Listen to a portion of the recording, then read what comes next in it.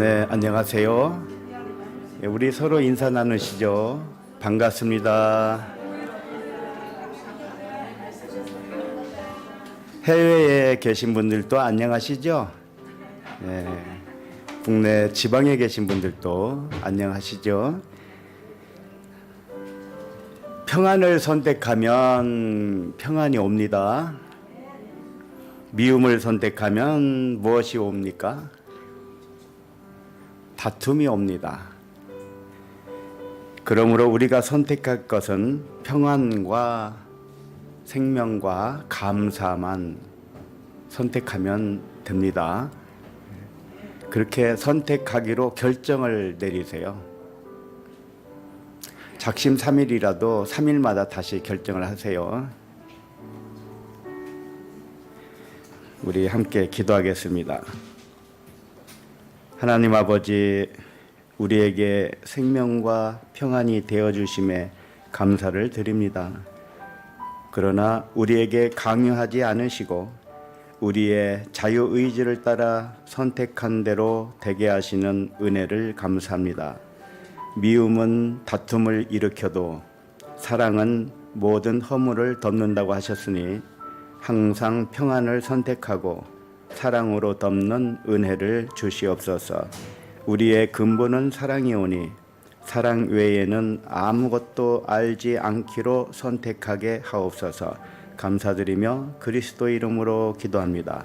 아멘. 오늘 하나님 말씀은 사도행전 2장 29절로 33절입니다.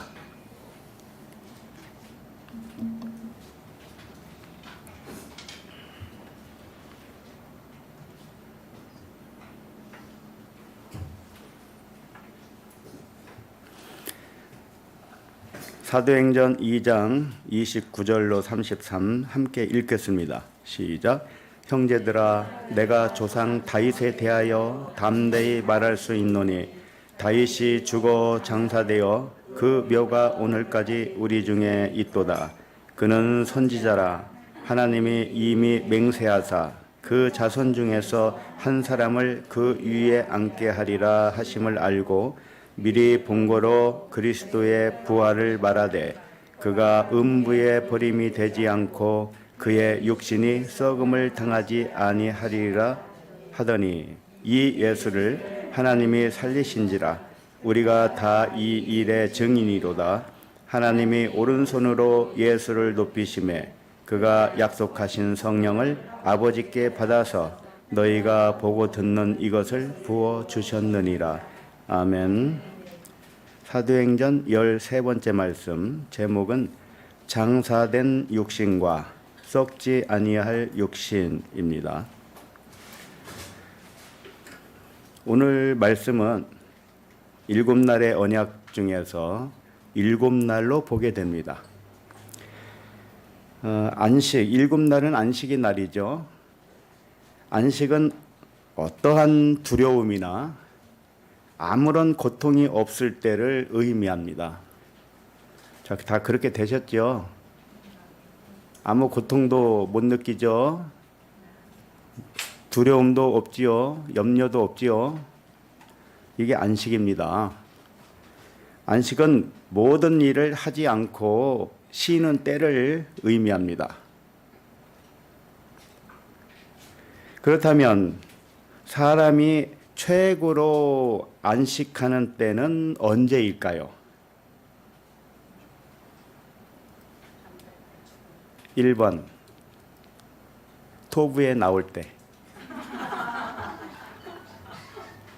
2번, 죽어서 장사되었을 때. 둘 다 맞아요. 사람이 최고로 안식하는 때는 사람이 죽어야 됩니다. 육신이 장사되고 그 묘가 있어야 안식입니다. 죽고 나면 무슨 걱정이 있겠고, 죽고 나면 무슨 염려가 있겠습니까? 무슨 다툼이 있겠습니까? 죽음이 최고의 안식입니다.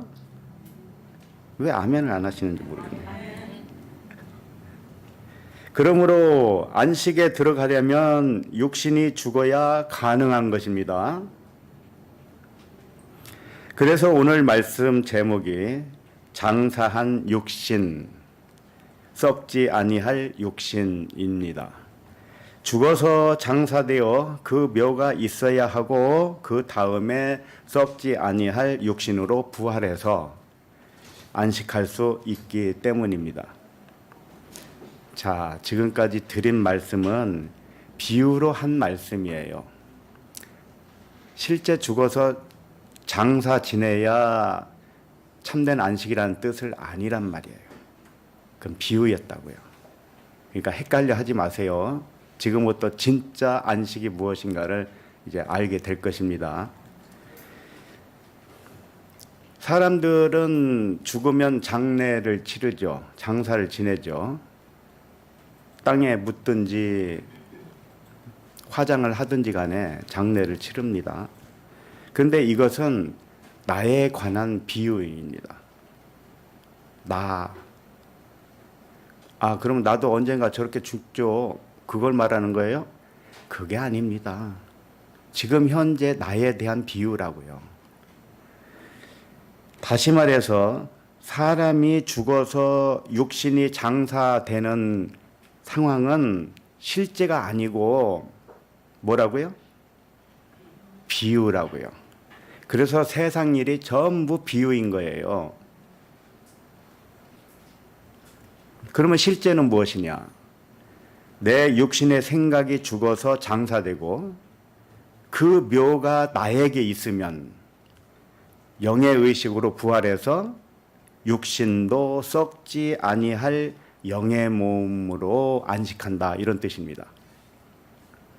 이것이 실제 상황입니다. 전부 그렇게 되셨지요.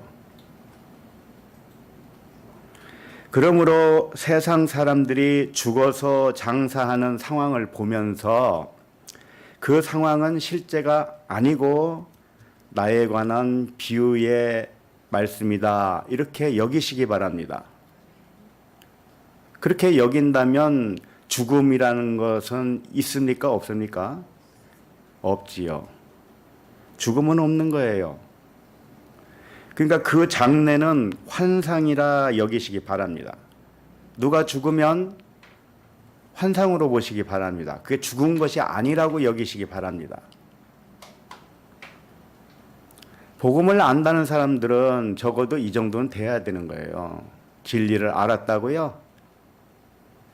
진리를 알았으면 죽음도 없다는 것을 인정하셔야 됩니다. 하나님이 죽음을 만들었다면 하나님이 왜 그런 걸 만들어서 고통스럽게 하겠습니까? 하나님이 그렇게 고통을 주면서 뒤에서는 깔깔깔 웃겠습니까? 고소하다 이렇게 비웃겠습니까? 하나님이 지옥을 만들어 놓고 이 나쁜 놈들 내가 선하게 만들었더니 기껏 하는 걸 보니 악하구나. 너희들은 지옥으로 가라. 이렇게 하면서 하나님이 자기 화풀이를 하겠습니까? 육신의 부모도 그렇게 하지 않지요.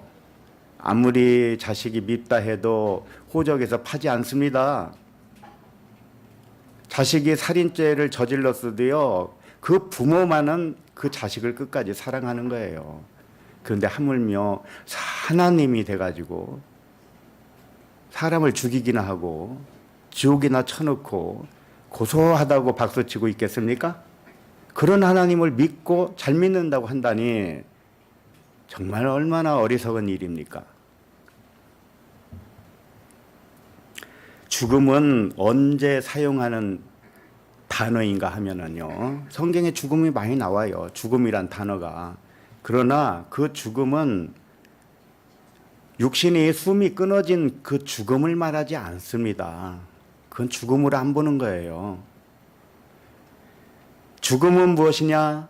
나의 에고의 죽음을 가리킬 때 사용하는 단어입니다.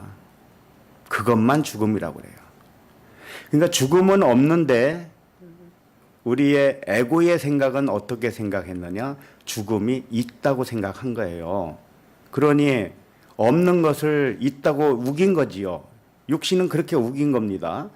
그러나 그것을 깨닫게 만들면 내 생각이 잘못됐구나. 그 자리로 돌아가게 되겠죠? 그것을 죽음이라고 합니다. 그러니 죽음은 필연적으로 있게 마련인데 그 죽음은 육신의 숨이 끊어져서 죽음, 그걸 말하는 게 아니다. 육신의 생각이 영의 생각으로 변할 때 설명하는 단어인 거예요. 죽음이 진짜 죽음이라면 이 말씀을 어떻게 생각하세요? 그는 허물과 죄로 죽었던 너희를 살리셨도다. 이 말씀을 어떻게 생각하셔요? 이게 문자대로 죽음을, 육신의 죽음을 의미한다면 너희의 허물과 죄로 죽었던 너희를 살리셨도다. 그럼 언제 우리가 숨이 끊어진 적이 있었습니까? 이 말씀을 문자대로 보면 육신이 실제로 죽은 사람을 다시 살리셨다는 말씀이 될 수밖에 없어요. 그러나 우리의 육신이 언제 죽었다가 다시 살아났습니까? 그렇지 않았죠? 그러니까 이 죽음, 허물과 죄로 죽은 이것은 우리 영혼이 잠자고 있는 것을 이렇게 표현한 거예요. 창세 이후로요, 육신이 죽었다가 실제로 다시 살아나서 육신으로 영원히 사는 사람은 아무도 없었습니다. 아니라고요? 예수님은 죽으셨다 살아났잖아요. 그런데 그분이 어디 계십니까? 하늘에 계십니까? 그러면 하늘에 부활한 육신을 입고 하늘에서 사시는 겁니까? 왜 그분만 그렇게 사셔야 됩니까? 하늘에서는 영이 사는 것인데 왜 부활한 몸을 가지고 그분은 홀로 사셔야 됩니까?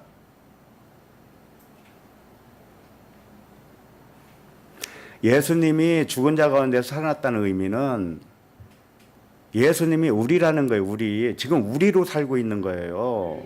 지금 살고 있잖아요. 예수님이. 옆 사람 보세요. 예수님이 지금 살고 있는 모습이라니까요. 내가 예수요 그리스도란 말이에요. 그것을 예수님이 우리에게 가르쳐 주기 위해서 그렇게 하신 겁니다. 그러니까 예수님이 몸이 부활해서 어딘가에 지금 하나님 우편에 앉아 계시겠지. 이미 설명한 부분이기 때문에 무슨 말씀인지 아실 거라고 믿습니다. 세상에는 죽었다가 며칠 만에 다시 살아난 사람들이 많이 있지요. 해외 토픽에도 나오고 옛날부터 그런 전설들이 있습니다. 그래서 혹시 3일 만에 살아날까 해서 3일장을 치른다고 하잖아요. 옛날에는 영안실이 따로 없었기 때문에 관을 집에다가 두었습니다. 근데 3일 전에 관에서 소리가 나는 거예요. 관을 툭툭툭툭 치는 소리가 나오는 거예요. 그 열어봤더니 살아났어요, 다시. 그런 사례는 간혹 있어요.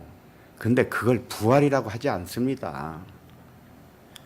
그렇게 살아났다가 다시 죽었잖아요, 전부 다. 그러면 그걸 살아났다고 할 수가 없는 거죠. 다시 죽는 것을 어떻게 살아났다고 그래요. 하나님은 이렇게 말씀하셨습니다.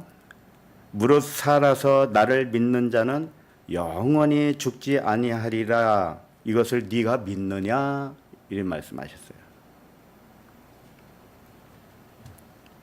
살아서 믿는 자는 영원히 죽지 않는데요. 이것을 믿느냐 그러는 거예요. 우리는 살아서 믿는 자들입니다. 이런 자들은 영원히 죽지 않는다고 하신 말씀이에요.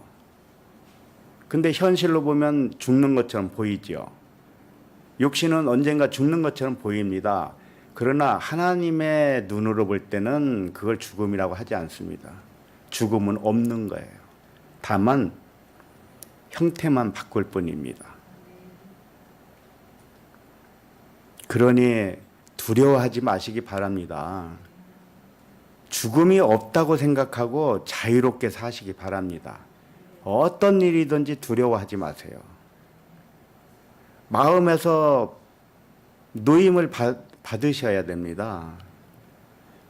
그래서 주님이 부활하고 제자들에게 나타나셔서 평안하냐 이렇게 질문한 거예요. 평안하냐? 첫 마디가 너에게 평안이 있어라. 내가 평안을 주노라.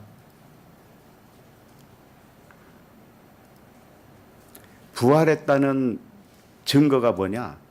평안한 건가? 아직도 두려워하고 쩔쩔매는가? 이걸 보면 알아요.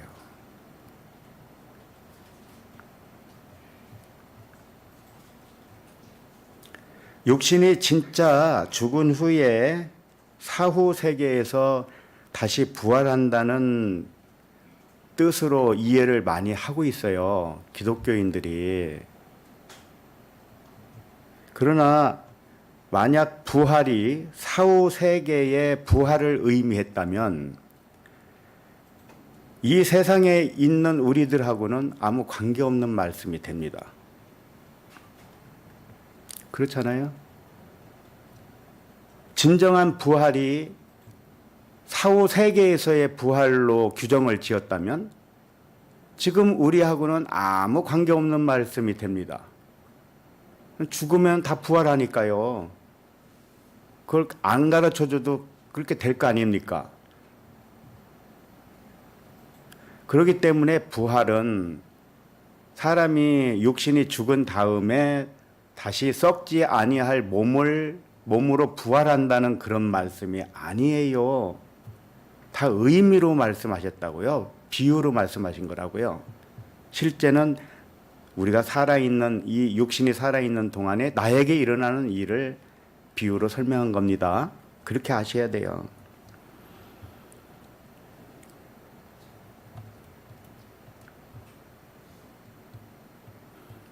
이 세상에 살아있는 동안 나에게 일어날 부활이 하나님이 진짜 말씀하신 부활이에요.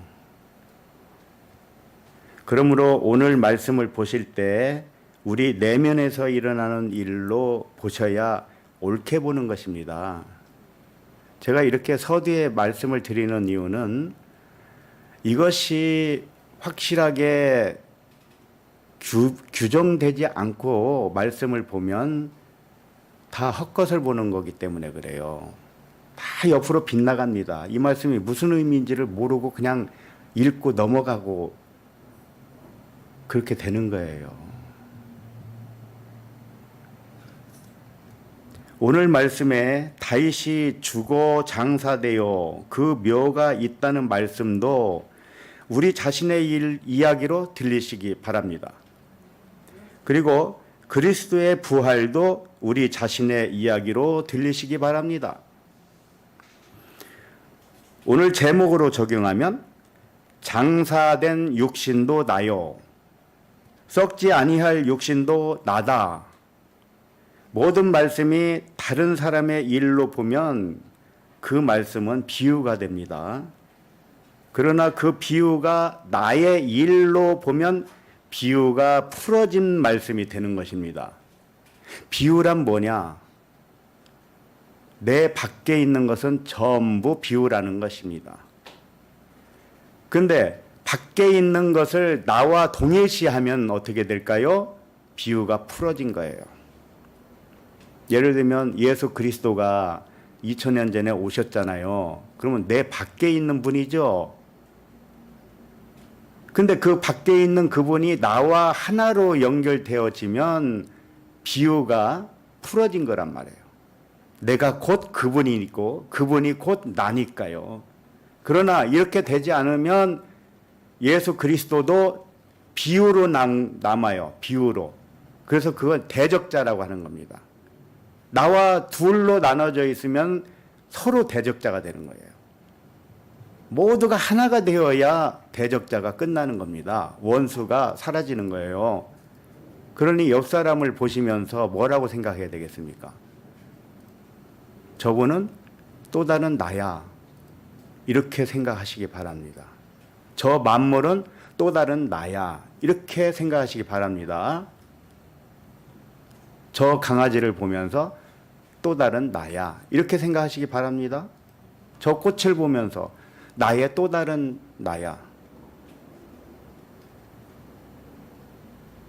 그렇게 생각 안 하면 그게 진정한 사랑이 아닙니다. 그래서 이웃을 사랑할 때 나 자신과 같이 사랑하라고 그랬죠. 예, 이웃을 나 자신으로 보고 사랑하라는 겁니다. 하나예요. 전부 하나입니다. 그러나 이 말씀이 나하고 동떨어진 다윗이든 누구든지 간에 나하고 동떨어진 어떤 옛날 역사책에 나오는 인물로만 보면 그것은 비유예요. 비유. 그러나 그 인물이 나와 하나로 믿어지면 이제 비유가 풀린 겁니다. 예수님이 비유 아니면 말씀하지 않았다고 그랬죠. 그렇기 때문에 어떤 비유법을 통해서 말씀한 것만 비유라는 뜻이 아니잖아요. 예수님은 직접적으로 하신 말씀도 있고 비유로 하신 말씀도 있고 그렇지요? 그러니까 예수님이 비유로 말씀을 하셨든지 직접 말씀을 하셨든지 간에 그 말씀이 내가 아니면 안 된단 말이에요. 그냥 비유라고요. 내가 아니면. 요한복음 16장 25절을 봅니다.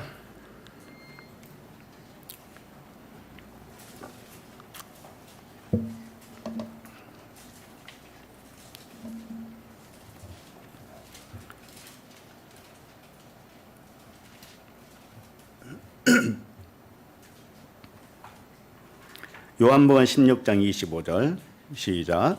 이것을 비유로 너희에게 일렀거니와 때가 이르면 다시는 비유로 너희에게 이르지 않고 아버지에 대한 것을 밝히 이르리라. 예수께서 하신 말씀은 때가 이르기 전에는 모두 비유가 된다는 말씀이에요. 그리고 때가 이르면 더 이상 비유가 되지 아니하고 너와 하나가 된다는 뜻입니다. 너희 내면에 너와 아버지가 하나인 것을 밝히 알게 된다는 뜻입니다. 그러니까 하나 되지 않으면 비유예요. 하나 되면 비유가 풀어진 것이고요. 그러니까 예수님이 그랬잖아요. 모세와 선지자의 글이 나에 대한 증언이다. 그랬잖아요. 그러니까 우리도 똑같아요. 이 성경 66권 말씀이 나에 대한 비유예요. 그러니까 그 말씀이 나예요, 나. 그 말씀이 나와 하나가 되면은 비유가 풀어진 것이요. 하나가 되지 않으면 성경 전체가 비유로 그치는 겁니다. 풀어지지 않은 비유로 그치는 거예요. 그 사람에게는. 그러니까 너희 내면에 너와 아버지가 하나이잖아. 이것을 비유로 설명했다는 겁니다. 그러나 이제 그 비유의 말씀을 듣고 하다가 드디어 믿어집니다. 내가 아버지와 하나다. 이것이 믿어집니다. 그러면 그때는 비유가 이제 아니라는 거예요. 비유가 풀어진 거란 말이에요. 그 말씀을 한 거예요. 그러니까 그때라는 것은 뭐냐? 바로 아버지와 내가 하나다. 이것을 인정할 때 그때가 비유가 풀어지는 때예요. 그 다음에 26절을 읽습니다. 요한복음 16장 26절 시작. 그날에 너희가 내 이름으로 구할 것이요 내가 너희를 위하여 아버지께 구하겠다 하는 말이 아니니. 자, 지금 방금 비유가 풀어질 때가 언제냐? 나와 아버지가 하나인 것을 알 때라고 그랬습니다. 자, 그런데 그날에, 그러니까 뭐예요? 밖에 있는 그 비유의 말씀이 나와 하나 되는 그때에 너희가 내 이름으로 구한다. 이렇게 말씀하셨어요. 자, 다시 말해서 너희가 내 이름으로 구할 때 그때 아버지와 너희가 하나라는 거예요. 자, 그런데 너희가 내 이름으로 구한다는 것이 뭘까요? 누구의 이름? 이름이 뭡니까? 그 이름이라는 게 예수죠. 예수님의 이름으로 기도합니다. 그러잖아요. 이게 그 말씀이겠습니까? 예수는 그리스도입니다. 그러니까 예수라고 해도 되고 그리스도라고 해도 맞아요. 근데 그 이름으로 구한다고 그러니까 2000년 전에 온 그 이름을 의지해서 아버지께 구한다. 그러면 아버지하고 나하고는 무슨 관계가 있나요? 나와 아버지는 하나라고 했는데 그 가운데에 예수님이 중간에 끼어야 됩니까? 내가 아들이라고 그랬는데 아버지에게 내가 기도한다고 할 때 내가 그냥 기도하면 안 되나요? 근데 왜 예수의 이름이 껴야 되느냐고 거기에. 그러니까 이 말씀은 내 이름으로 구할 때라는 것은 뭐냐? 네가 내 이름이라는 거예요. 네가 아들 너 정신 차려 좀. 네가 그리스도야.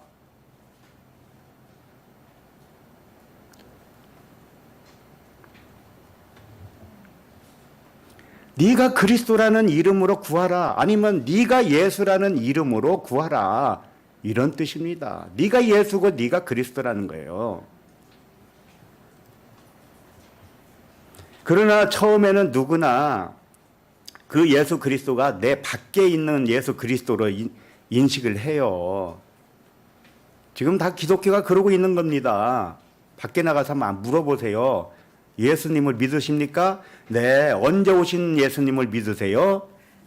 약 한 2000년 넘었지요, 아마. 생일이 뭐 12월 25일이라나 뭐.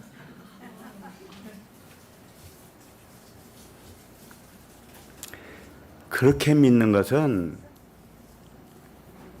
구원이 아닙니다. 구원받은 아들이 못 되는 거예요. 그때까지는 밖에 있는 그리스도 예수 그리스도를 믿으면 안 되는 거예요. 밖에 있는 예수 그리스도를 증언으로 삼아서 내가 예수 그리스도이구나 이것이 믿어질 때 비로소 구원받은 거예요.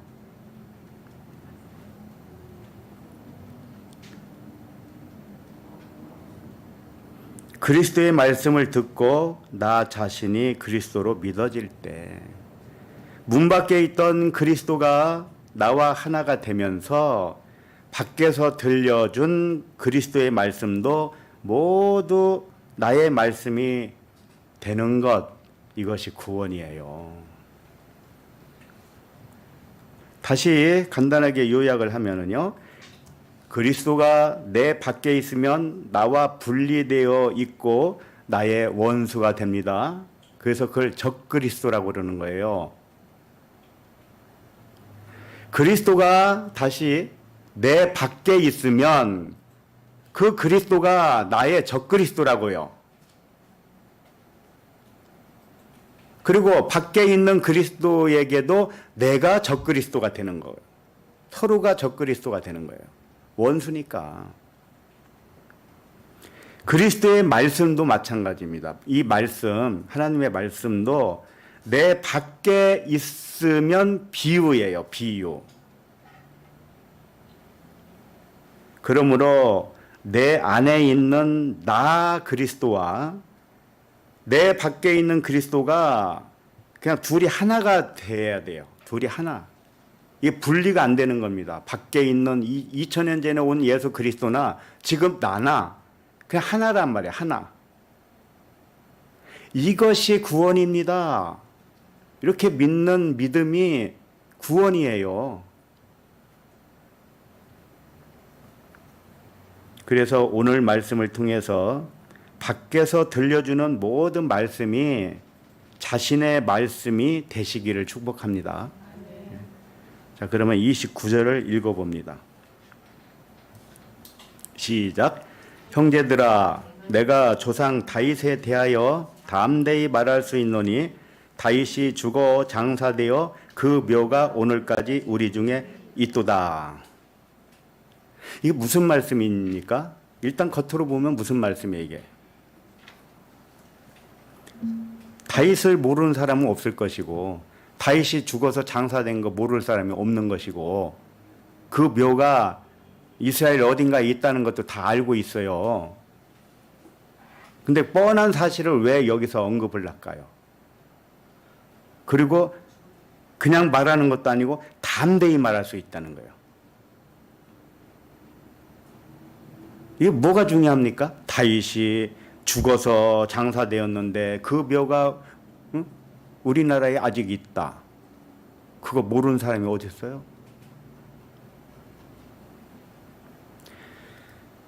여기 보면 조상 다윗에 대하여 담대히 말할 수 있다고 그래서 담대히. 이 담대히 말한다는 뜻이 뭐냐?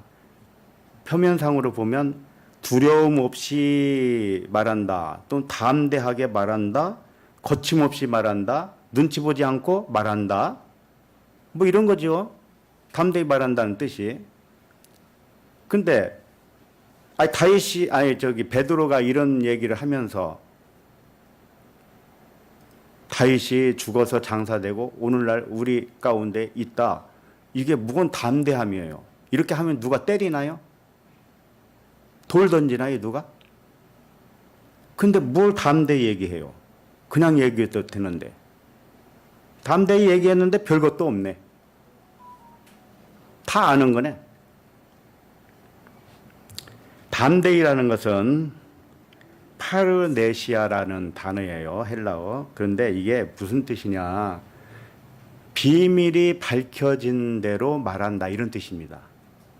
비밀이 밝혀진 걸 말하는 것이지 비밀이 풀어지지 않은 것을 말하는 것은 담대히 말하는 것이 아니에요. 숨겨지지 않은 대로 말한다. 이런 뜻이에요. 그러니까 쉽게 말해서 베드로가 비밀을 깨달은 대로 말한다. 이런 뜻입니다. 여러분들도 담대히 말씀하고 있습니까? 예?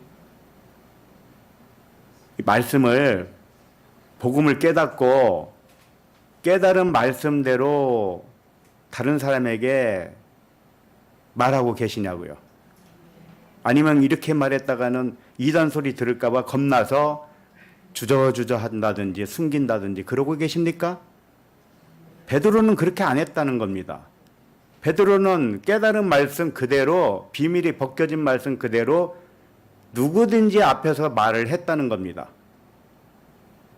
근데 가족 중에 아들한테 이런 말하면은 아들이 미쳤다고 할 거다.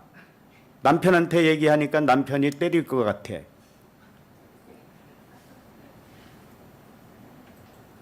눈치나 보고.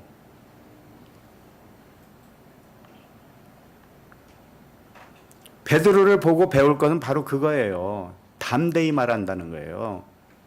눈치 보지 않고 깨달은 말씀 그대로 한다는 말이에요. 지옥이 없다 깨달았으면 지옥이 없다고 외치라고요.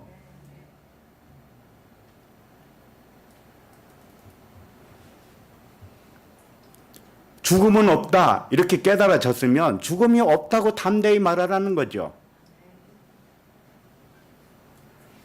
그러니까 바울도 이렇게 담대히 하다 보니 미쳤다고 말을 들었습니다. 거짓말쟁이라고 말을 들었어요. 그래서 바울이 그랬어요. 내가 너희를 속이는 것 같으나 참말을 하는 것이다. 내가 미친 것 같으나 사실은 네가 미쳤다.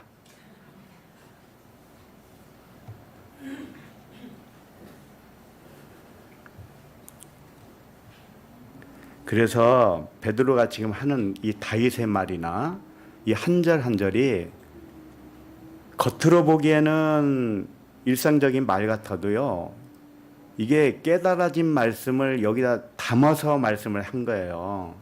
그러면 베드로에게 깨닫게 해준 그 성령이 우리에게도 동일하게 깨닫게 해줘요. 그러면 그 말씀을 듣고 맞아 다윗이 나지. 다윗이 장사된 것이 내가 장사된 거지. 다윗의 묘가 바로 나지. 이렇게 알게 되는 것입니다. 그래서 이 말씀을 듣는 우리도 이 말씀의 내용을 나 자신의 일로 믿으면 됩니다. 다윗이 언제 사람이죠? BC 몇 년 사람이에요? BC 1000년 사람이에요. 1000년. 그러니까 다윗 시대에서 1000년 후에 예수 그리스도가 태어난 거죠. 일단 그렇게 역사적으로는 그렇게 알게 되겠지만 그렇게 알면은 뭔 소용이 있어요, 나한테? 다윗이 뭐 사탕 하나도 갖다 줍니까? 응? 된장찌개라도 한번 사줍니까?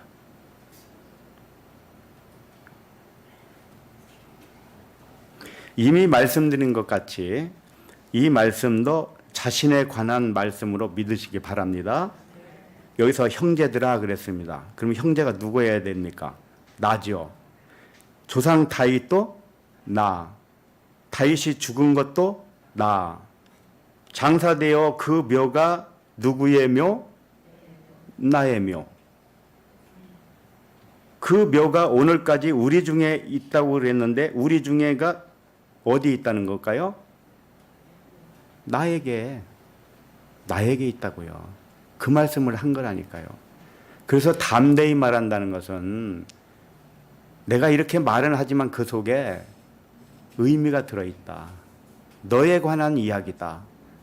그런 말씀이 내포되어 있는 거예요. 베드로가 그런 뜻으로 말씀을 한 거예요. 그러니 이걸 문자대로만 이해하면 아무 의미가 없는 것입니다. 다윗이 뭐 죽고 그 무덤이 여기까지 있다, 우리나라에 있다, 이게 무슨 의미가 있냐고요.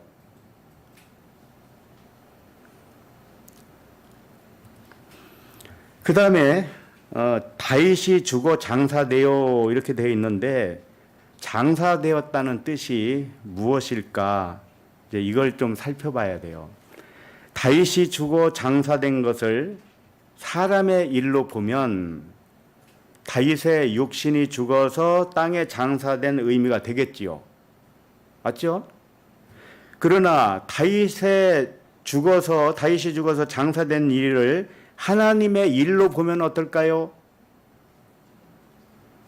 하나님의 일로 보면 죽음의 의미가 다르고 장사되었다는 의미도 다르게 됩니다. 맞겠죠? 사람의 일과 하나님의 일은 천지 차이니까요. 하나님은 죽은 자의 하나님이 아니라고 분명히 말씀하셨죠. 하나님은 산 자의 하나님이라고 했습니다. 그러니 하나님에게는 모두 살아있다는 뜻입니다. 그러니까 다윗이 죽어서 장사된 일도 진짜 죽어서 사라졌다는 의미가 아니라는 거죠. 다 살았다는 의미를 지금 말씀하고 있는 거예요. 죽은 것도 살은 거예요. 실수도 성공입니다. 다윗의 죽음을 하나님의 일로 생각해 봅시다. 분명한 것은 사람 육신의 죽음을 의미하지 않는다는 것입니다. 하나님의 일로 보면. 그럼 무슨 의미일까요? 다윗이 죽었다는 뜻은 육신의 혈통으로 죽었다는 뜻입니다. 우리는 이 땅에 오면서 부모를 통해서 왔습니다. 그래서 그걸 육신의 혈통으로 왔다 그러는 거예요. 그런데 육신의 혈통은 우리의 이 존재를 뭘로 본다는 뜻일까요? 육신으로 본다는 뜻입니다. 그러면은 영으로는 못 보고 있는 것이죠. 그러면 이제 영으로 보면 어떻게 될까요? 우리 육신의 혈통이 중요합니까? 하나님에게서 온 영이 중요합니까? 영이 중요하죠. 그래서 이걸 분명히 깨닫는 순간에 혈통이 죽은 거예요. 그래서 주님이 그런 말씀하셨어요. 너희의 아버지를 아버지라 하지 말아라. 아버지는 오직 한 분이니 하늘에 계신 분이다. 그랬단 말이에요. 그러니까 혈통으로 보면 자기 육신의 부모가 아버지, 어머니가 맞지만 그리스도로 보면, 하나님의 아들 그리스도로 보면 우리는 혈통이 아니고 하나님에게서 나온 것이란 말이에요. 이제 이것을 분명히 믿음으로 가졌으면 그것이 장사된 겁니다. 혈통이 장사된 거예요. 그래서 예수 그리스도 아들에 관하여 말하면 육신으로는 다윗의 혈통에서 나시고 성결의 영으로는 죽은 자 가운데서 다시 살아나셨으니 하나님의 아들이라 선포되셨다. 인정되셨다. 그런 말씀이 있죠. 그러니까 육신의 혈통으로 있으면 아들이라고 인정 못 받습니다. 하나님의 혈통으로 믿어야 온 인류가 하나님의 혈통으로 통일이 됩니다. 온 인류를 한 혈통으로 만들었다고 그랬잖아요. 하나님 아버지 한 분이 나의 아버지로 되어야지 혈통의 아버지를 나의 아버지로 믿으면 그것은 믿은 게 아닙니다. 잘못 믿은 것입니다.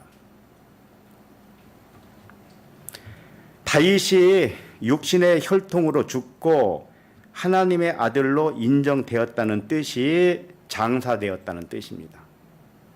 다윗이 육신의 혈통으로 죽고 하나님의 아들 그리스도로 살아났다는 복음을 지금 말씀하고 있는 거예요. 그럼 우리는 어떤 것입니까? 우리가 부활했습니까? 내 영이 부활하셨습니까? 그러면 혈통은 없어야 되는 거예요. 혈통은 장사 지내야 되는 겁니다. 그렇다고 오해하지 마세요. 뭐 부모를 갖다가 그냥 고려장 하라는 그런 말이 아니잖아요. 그게 아니란 말이에요. 보이는 형제를 사랑하지 않고 어찌 보이지 않는 하나님을 사랑할 수 있느냐. 그러니까 보이는 부모도 사랑해야 되는 거예요. 그래야 그 부모가 하나님으로 보이죠. 그 부모도 하나님이라니까요. 아버지는 하나밖에 없으니. 그러니까 복음을 전하면은 무슨 뭐 인륜을 폐기하는 것인가 뭐 이따위로 생각을 한단 말이에요. 그래서 육신의 유익으로만 잡아요. 아이고 나 부모 모시기 힘들었는데 아이고 이 말씀을 들으니까 아주 자유를 주네. 그냥 냅둬야지. 그냥 나는 이제 하나님의 혈통이니까 육신의 부모는 난 몰라 이제 이러고 있는 거예요. 말씀이 그런 말씀이겠습니까? 본질을 가르쳐주는 말씀이죠.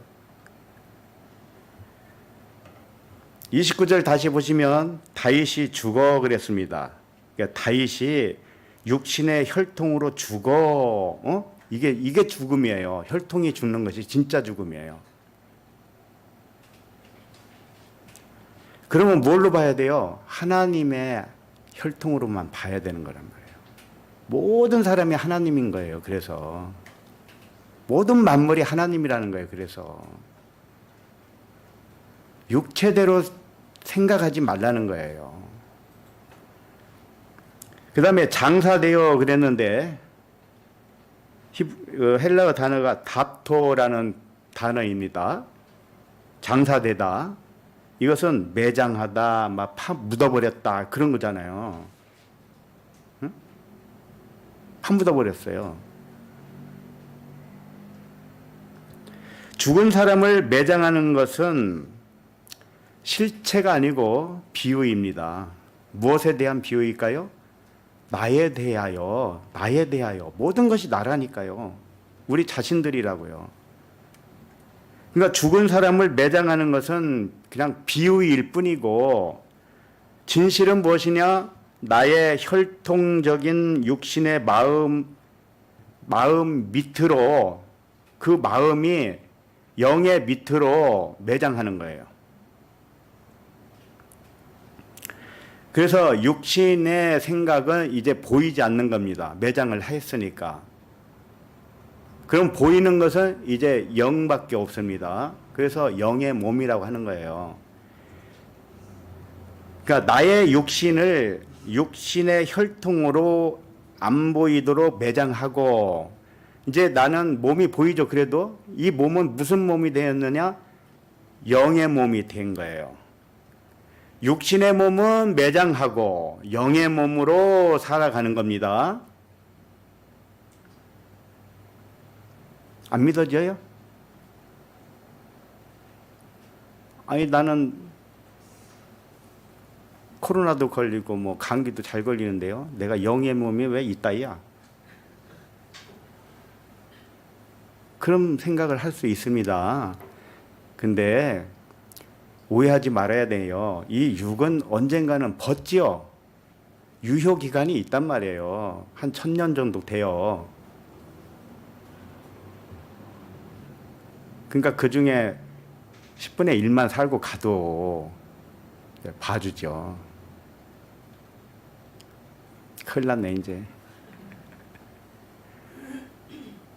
썩었다, 썩지 않는다, 이게 무슨 뜻이냐면 이 몸은 항상 중립입니다. 몸은 중립인데 육신의 마음이 지배를 하면 그걸 썩은 몸이라고 하는 거예요. 또 영의 마음이 이 몸을 지배하면 영의 몸이라고 하는 거예요.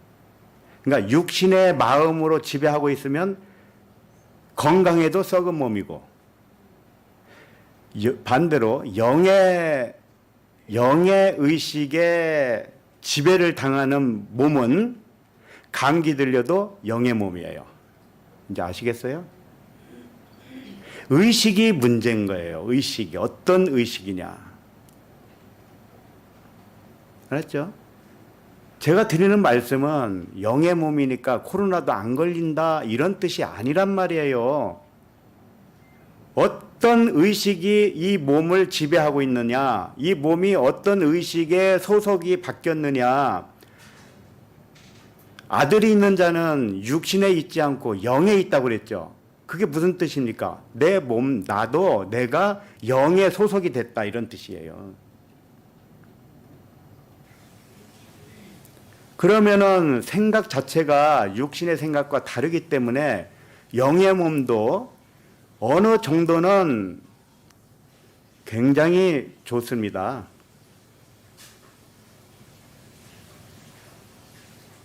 병도 전혀 안 걸린다 이런 말은 아니고 병이 안 걸릴 수 있는 거예요.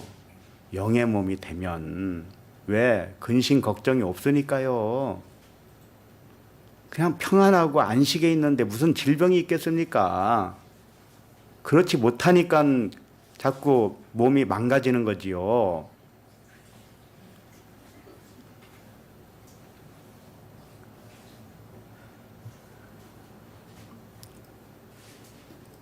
자, 마태복음 8장 21절을 봅니다. 마태복음 8장 21절.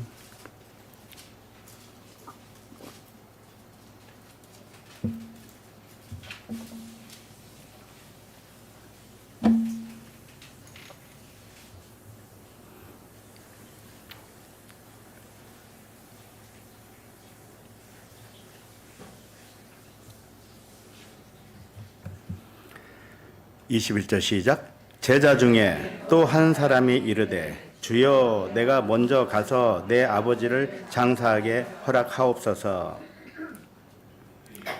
제자 중에 한 사람이 예수님에게 그런 거죠. 우리 아버지가 돌아가셨으니 잠깐 장례식만 참석했다가 그리고 다시 올 테니 그때 따르겠습니다. 그렇게 질문한 거예요. 아뢰인 거죠. 그랬더니 이 말씀을 기독교인들이 굉장히 오해를 많이 하는 말씀이에요. 죽은 아버지를 예수를 안 믿고 죽은 아버지라면 어떻게 해야 하나요? 예수께서 뭐라고 하셨냐면 죽은 자들이 죽은 자들을 장사하게 하고 너는 나를 따르라 이렇게 말씀을 하시거든요.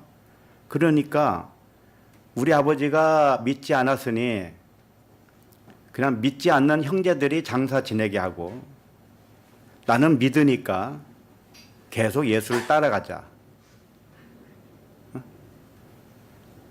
이렇게 자기를 합리화합니다. 그러나 이 말씀은 누구에 관한 말씀이라고 그랬어요? 나에 관한 말씀이에요. 나. 밖에 있는 이야기가 아니란 말이에요. 그러니까 아버지를 장사하고 말고 이런 말씀이 아닌 거예요. 왜 아버지가 나와요? 하필이면 여기서 어머니가 나오든지 자식이 나올 수도 있고 다 그런데 여기서 죽은 아버지는 누구를 상징할까요? 나에 관한 말씀이니까 내 안에 다 들어 있습니다. 이 죽은 아버지는 율법이에요. 율법의 하나님을 말하는 거예요. 그러니까 내가 믿고 있었던 그 하나님, 그 말씀이 율법이면 죽은 아버지가 되는 거예요. 아버지는 하나밖에 없으니 하나님 하나밖에 없으니까 하나님이 나 밖에 있으면 율법의 아버지가 됩니다. 하나님이 율법의 아버지가 되어요. 그러면 그것은 나와 분리되어 있기 때문에 죽은 아버지예요. 나에게 율법을 지키라고 밖에서 명령을 하는 그렇게 알아듣는 하나님은 가짜 하나님이에요. 가짜 아버지고 가짜 죽은 아버지예요. 자, 22절을 읽습니다. 시작. 예수께서 이르시되 죽은 자들이 그들의 죽은 자들을 장사하게 하고 너는 나를 따르라 하시니라. 예. 교인들이 이 말씀을 오해해서요. 아버지가 죽어도 장례식에 참석하지 말고 너는 예수님을 따라라. 이런 말씀으로 오해를 합니다. 그런데 문자대로 이해는 했으면서도 지키지는 않습니다. 또 아버지 돌아가시면 안 가는 사람이 있어요? 안 믿고 돌아가셨다고 해서 장례식에 안 가는 자식이 있었습니까? 지금까지 기독교인 중에 왜 그런 건 왜 말씀을 안 지키지? 그건 왜 문자대로 보면서도 왜 안 지키냐고요? 지켜야지. 그러나 이 말씀을 문자대로 지키는 사람은 거의 없을 거예요. 가끔 가다가 외국에 선교사로 나갔다든지 국내로 들어오기 힘든 상황에 있는 분들은 잘됐다. 이 말씀을 잘 적용합니다. 이 말씀을 적용해서 나는 이 말씀대로 실천하는 계기가 되었구나 하고 장례식에 가지 못하는 것을 합리화할 수 있을 것입니다. 다시 말씀드리지만 하나님의 말씀은 사람의 교훈이 아니에요. 너희 아버지가 믿지 않았으면 믿지 않는 자들이 가서 장사하게 하고 너는 나를 따라라. 이렇게 사람의 교훈이 아니란 말이에요. 부모의 장례식에 가라 마라 이런 교훈이 절대 아닙니다. 성경 말씀이 이 말씀만 그러겠습니까?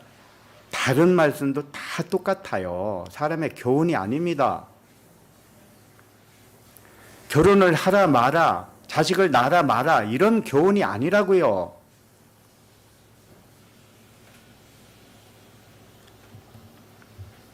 자, 22절 보면 예수께서 이르시되 죽은 자들 이렇게 나오죠. 이 죽은 자들이 복수입니다. 복수. 그런데 이상하잖아요. 위에서 아버지가 죽었다고 그랬는데 단수로 쓰였습니다. 그 아버지는 단수로 쓰였어요? 하나님은 한 분밖에 없으니까요. 하나님을 가짜로 봐도 단수예요. 하나님을 진짜로 봐도 단수잖아요. 한 분밖에 없으니. 그런데 여기 바로 죽은 자들을 이렇게 복수로 설명하고 있고요. 그 다음에 죽은 자들이 그들의 죽은 자들을 장례하고, 그러니까 여기도 복수입니다. 죽은 자들도 복수요, 장례하는 죽은 자들도 복수입니다. 물론 장례 치르는 유족들은 복수죠. 복수가 맞겠죠. 그런데 왜 죽은 사람이 갑자기 복수로 나오냐고요. 그 죽은 아버지는 율법의 조문들로 되어 있는 말씀이기 때문에, 율법의 조문 얼마나 조항들이 많습니까? 그래서 복수인 거예요. 이것을 일곱 귀신이라고도 해요. 군대 귀신이라고도 합니다. 하나님의 말씀이 문자로 보이면 문자 한번 하나하나 세어보세요. 3박 4일 세도 못할 겁니다. 하나도 틀리면 다시 세야 되니까. 그 문자대로 보면 다 뭐예요? 귀신입니다.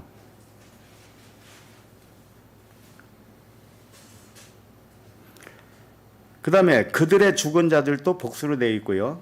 이게 왜 그러냐면 허물과 죄로 죽은 육신의 의식을 의미하기 때문에 그래요. 허물과 죄로 죽은 육신의 의식은 다양한 생각을 가지고 있습니다. 아주 너무나 많은 생각을 가져서 군대 귀신이라고도 해요. 그걸. 육신의 생각은 다양한 생각을 가지고 있어요. 환상이기 때문에. 그런데 영의 의식은 진리 하나, 딱 하나밖에 없습니다. 진리. 이것도 진리요, 저것도 진리요. 이것도 사랑이요, 저것도 사랑이요. 이것도 선이요, 저것도 선입니다. 그러나 육신의 생각은 다양합니다. 얼마나 복잡한데요. 잠을 못 자요. 한번 육신의 생각에 빠지면 잠이 안 옵니다. 어떻게 하냐고요? 나도 그래 본 적이 있으니까 알죠. 과정 없이 어떻게 알겠습니까? 저도 과정 만만치 않게 다 겪고 온 사람이에요. 그래서 인정되는 겁니다. 예수 그리스도가 죽고 부활한 다음에 비로소 인정되었잖아요. 안 그래요? 그리스도는 온전한 사람이잖아요. 온전한 영이었잖아요. 하나님과 창세전에 영화를 같이 누렸던. 근데 그분이 처음부터 아들인데 왜 죽고 부활한 다음에 비로소 인정을 받느냐 이거예요. 성경에 야다라는 말이 나와요. 야다. 동침이라는 뜻이죠. 그러니까 동침은 뭐냐? 경험을 말하는 거예요. 체험을 말하는 겁니다. 경험하지 않으면 성립이 안 되는 겁니다. 그걸 가르쳐 주는 거예요. 부부가 한 몸을 이루어야 자식이 낳잖아요. 바로 그걸 비유로 설명하고 있는 겁니다. 내가 빛인데 어둠을 경험해. 어둠과 이렇게 동침을 한단 말이에요. 동침하면 어떤 아이가 태어나느냐? 나라는 진짜 아들이 태어나는 거예요. 그런데 동침을 안 하면 아들이라 인정을 못 받습니다. 이게 굉장히 어려운 문제 같이 보이겠죠. 이건 이제 기회 있을 때마다 말씀드려야 돼요. 한 번에 안 되니까. 자, 육신의 생각은 하나의 진리와 상반되는 수많은 생각들입니다. 수많은 생각들. 하나님의 말씀은 진리 하나밖에 없어요. 하나님은 생명이라고 그랬습니다. 하나님은 산자의 하나님이라고 했고요. 하나님은 사랑이고, 하나님은 영이고, 하나님은 진리예요. 이게 딱딱 부러집니다. 그런데 사람의 생각은 다양합니다. 천국도 있고, 지옥도 있고, 평안도 있고, 안평안도 있고, 안식도 있고, 안식 아닌 것도 있고. 사람의 생각은 너무 복잡해요. 그러나 하나님의 생각은 하나밖에 없어요. 모든 게 선이야. 모든 게 하나님의 사랑이야. 모든 게 하나님의 일이야. 이렇게 말씀하시는데 못 믿어요. 육신의 생각은 못 믿어요. 왜? 속아왔거든요. 왜 속은 줄 알아요? 스스로 속은 거예요. 스스로. 하나님은 속이지 않았는데 스스로 속임을 당한 겁니다. 이게 에서예요. 에서. 야곱이 속였죠. 에서는 속임을 당했죠. 근데 왜 당했습니까? 팥죽 주고 분명히 이거 줄 테니 장자를 달라고 그랬습니다. 이게 속였습니까? 속인 거 아니잖아요. 정정당당하게 제시를 한 거죠. 팥죽 써줄 테니 장자권을 나한테 주라. 오케이, 그렇게 하겠다. 그랬단 말이에요. 그래놓고 나중에는 막 잡으러 다니잖아요. 야곱을. 스스로 속임을 당하고 스스로 속고 나서 스스로 분노하고 스스로 안갚음을 하고 이게 누구냐? 육신의 생각이다. 에고다.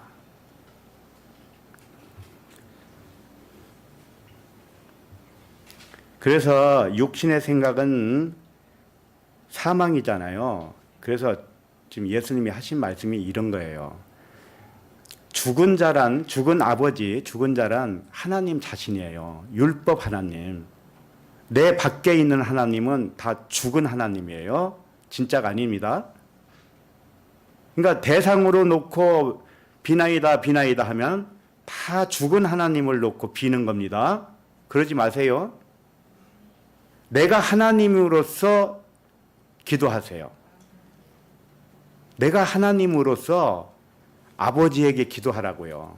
내가 신으로서 신에게 기도하는 겁니다. 그렇게 되면 죽은 하나님은 율법인데 그러면 그 율법을 제사 지내라고 했잖아요. 장사 지내라고 그랬잖아요. 그게 죽은 자들이 또 장사를 지내야 돼요. 그럼 죽은 자들은 또 누구예요? 이 육신의 생각이라겠죠, 분명히. 그러니까 육신의 생각은 사망인데 네가 사망인 줄 모르기 때문에 가서 율법을 한번 실천을 해봐라. 이런 뜻입니다. 율법은 기능이 뭐라고 그랬습니까? 죄를 깨닫게 하려 함이라고 그랬죠. 분명히. 그러니까 율법대로 한번 지켜봐라. 이게 그런 말씀이에요. 지켜보면 네 육체로는 율법대로 지켜질 수가 없다는 것을 알 거야. 그러면 네가 죄인이 맞지? 그러면 죄의 값은 뭐냐? 사망이지. 그렇게 거기까지 도달해야 율법도 그때는 죽고 자기 육신도 죽는 겁니다. 그래서 쌍소멸이 되는 거예요. 쌍소멸. 그것이 예수가 십자가로 보여준 사건입니다. 예수의 십자가에 죽은 그 육체를 율법의 조문이라고 그랬잖아요. 율법의 조문을 찢었다 그러잖아요. 그러니까 율법이 죽은 거예요. 아버지로 죽은 겁니다. 예수님이 육체가 죽은 것은 하나님으로서 육체가 죽은 거예요. 가짜 하나님으로서 죽어준 거란 말이에요. 그러니까 또 덩달아 죽는 자가 누굽니까? 그 육체를 믿었던 모든 사람들, 모든 형제들도 다 같이 죽은 겁니다. 왜? 잘못 믿었으니까.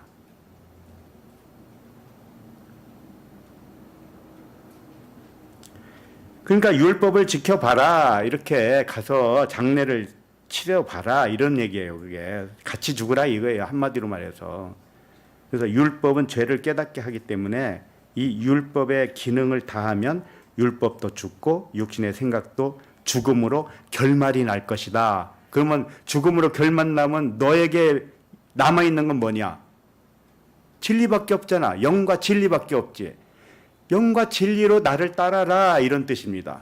너는 영과 진리로 나를 따라라 그런 뜻이에요.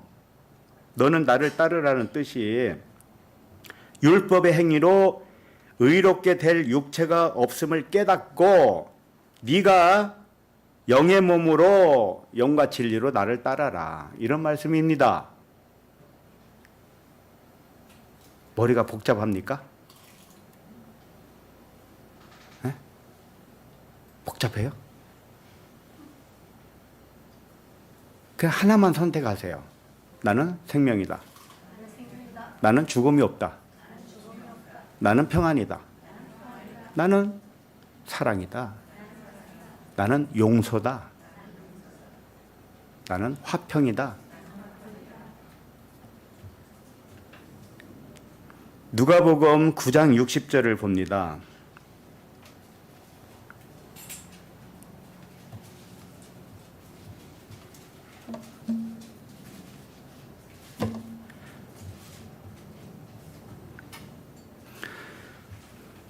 여기도 아까 마태복음에서 하신 말씀하고 똑같아요. 똑같은데 다른 점을 보려고 하는 거예요. 한 군데만 달라요. 누가복음 9장 60절인데 시작.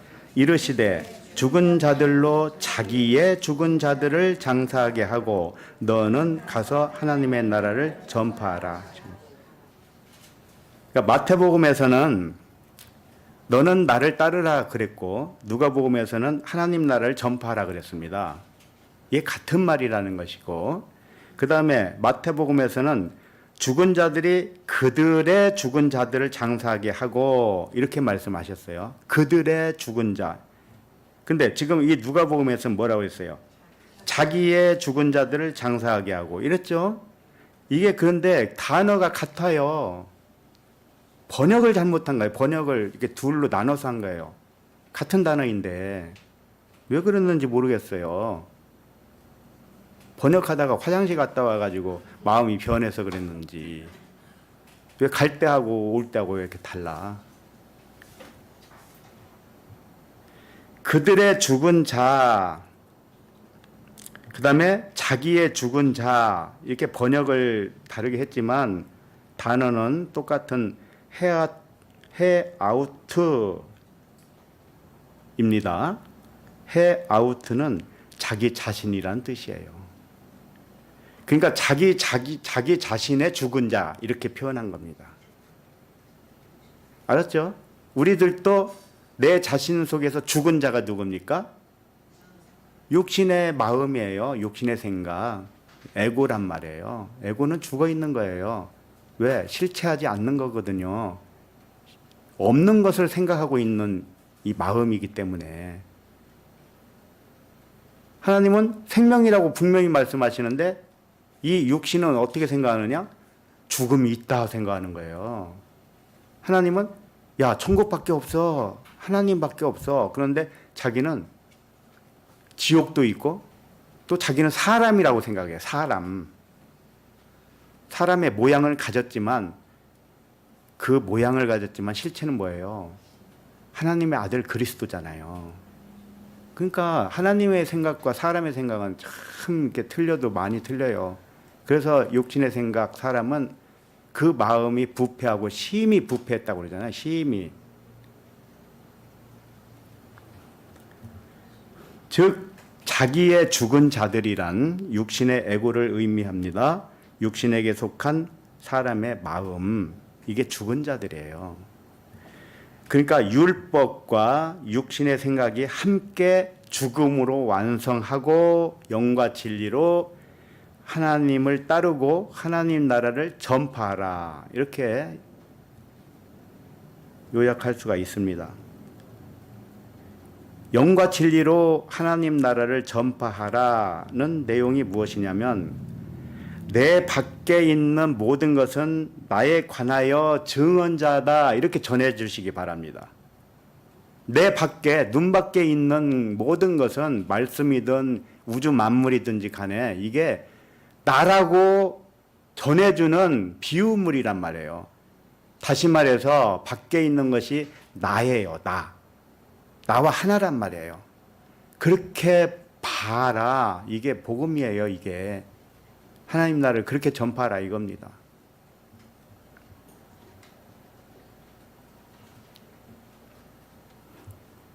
그 증언이 나와 하나가 되면 밖에 있는 것이 모두 나에게 있는 것이에요. 그러니까 우주 만물과 나를 하나로 합치시키는 순간 우주 만물이 내 안에 다 있는 거고 우주 만물 속에 내가 다 있는 거고 이렇게 되는 겁니다.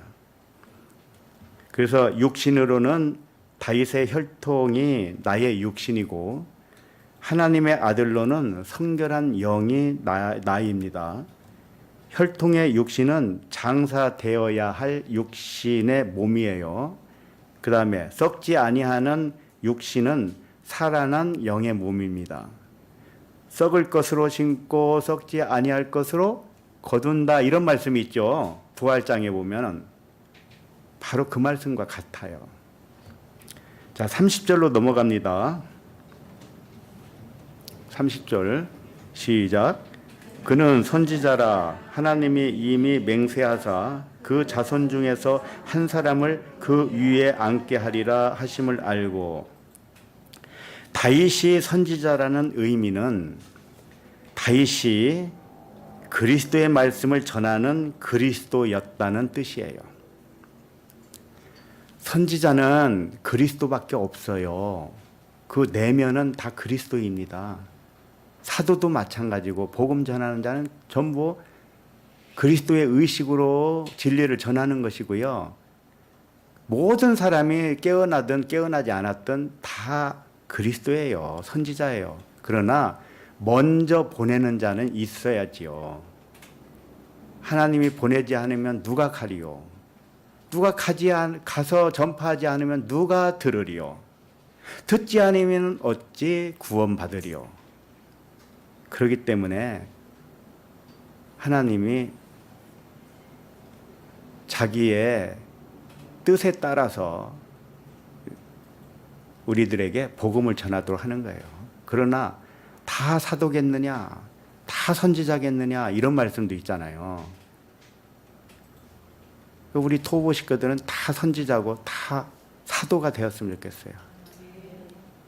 한 사람에게 전해도 사도입니다.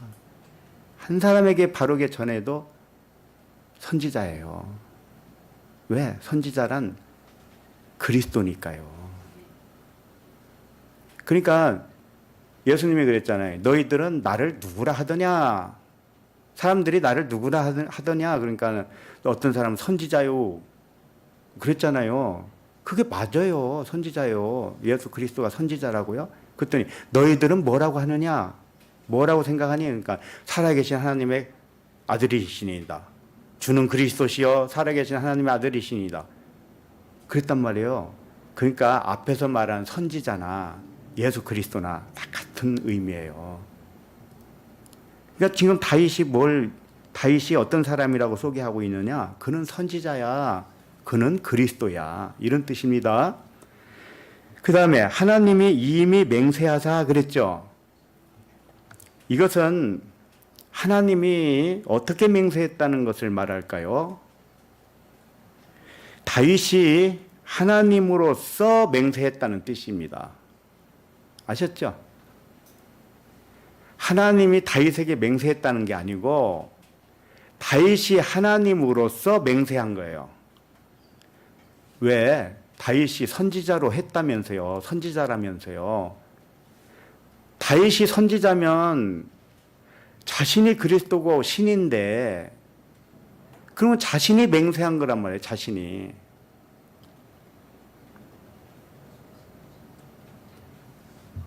다시 말해서 다윗은 육신의 혈통으로 장사되어야 할 육신이라고 맹세를 한 것이고 다윗이 성결한 영으로는 맹세코 하나님이다 이렇게 했다는 거예요. 이게 선지자라는 겁니다. 여러분도 선지자가 되고 싶습니까? 그러면 이렇게 전하면 됩니다. 육신으로는 혈통으로서 장사되어야 합니다. 이렇게 전하시고 성결의 영으로는 뭐라고 전해야 되겠습니까? 하나님의 아들 그리스도입니다. 이건 내가 맹세합니다. 이렇게 전하라는 얘기예요. 다윗이 선지자로서 그렇게 했다는 겁니다. 그 다음에 그 자손 중에서 한 사람을 그 위에 앉게 하리라 하심을 알고 그랬습니다. 자, 그 자손 중에서가 뭡니까? 다윗의 자손 중에서 그리스도가 나신다는 말씀으로 들리죠. 혈통으로는 맞아요. 다윗의 혈통에서 났으니까 예수 그리스도가. 그런데 그러면은 다윗이 높아요, 그리스도가 높아요? 아니, 다윗의 혈통을 따라서 그럼 몇 대손인데 그리스도 예수 그리스도가 몇 대손입니까? 그러면은 다윗이 한참 높습니다. 높아도 서열로 보면.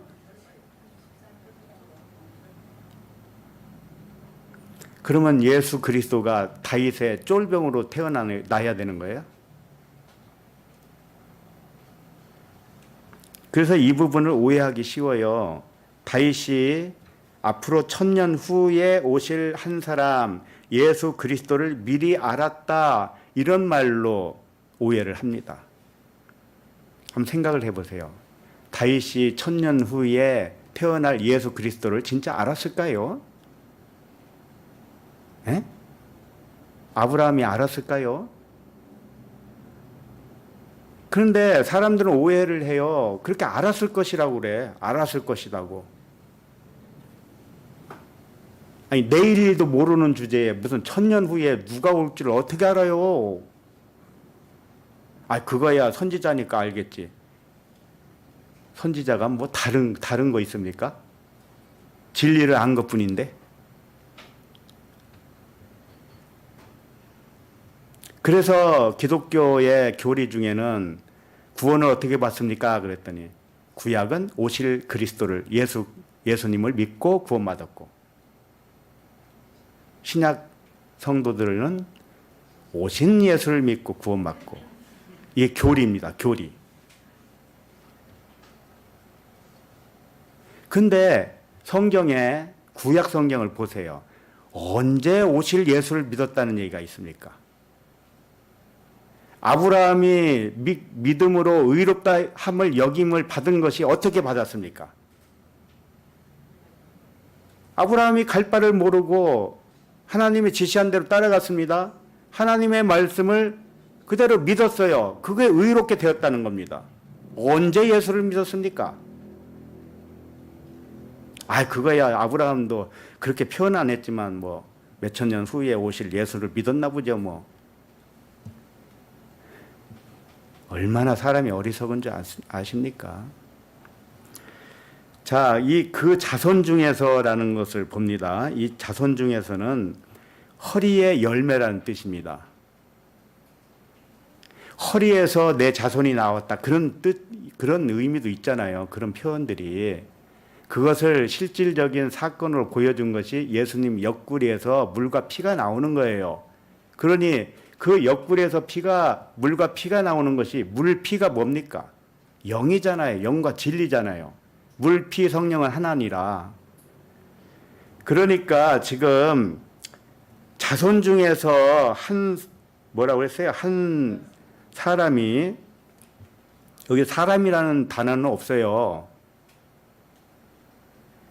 그 자손 중에서 하나가 그 위에 앉게 하리라, 이렇게 보시면 됩니다. 그러니까는 그 자손 중에서 있는데 그게 자기 허리에서 물과 피가 나온 것이 그 하나를 의미하는 거예요. 그 하나가 그리스도입니다. 영입니다. 그 그리스도가 위에 있는 겁니다. 이제는. 처음에는 잠자다가 일어나서 이제 육을 감싸는 영이 된 것입니다. 그러니까 지금 다윗 자신에 관한 말을 하고 있는 거예요. 장차 자손 중에서 태어날 예수 그리스도, 그런 말이 아니라고요. 다윗 자신이 어떤 상태인가를 가르쳐준 그 선지자의 말이란 말입니다.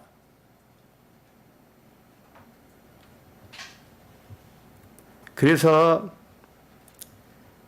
그 자손 중에서 왔다는 것은 허리의 열매에서 그리스도라는 열매가 흘러나왔다, 이겁니다.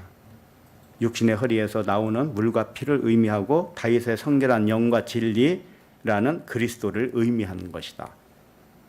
그러니까 다윗은 혈통으로는 죽어야 할, 장사 지내야 할 육신이고, 성결한 영으로 말하면 그리스도다, 이런 뜻입니다. 그걸 우리에게 선지자로서 전해줬다는 거예요. 그럼 우리들도 다윗과 똑같이 나로 여겨야 되는 것이에요. 육신이 창에 찔러야 거기서 옆구리에서 피가 나왔죠. 그와 같이 우리 육신의 혈통으로는 장사 지내야 된단 말이에요. 잘못 알고 있는 육신의 가치관, 육신의 모든 사상들, 그런 것들을 장사 지내야 된단 말이에요. 그래서 오로지 남는 것은 생명과 평안만 남으면 되는 거예요. 그럼 누구하고 싸울 필요도 없고 누구에게 시비 걸 필요도 없는 거예요. 왜? 그런 것들은 환상이기 때문에. 생명과 평안밖에 없는데 왜 시비를 걸어요?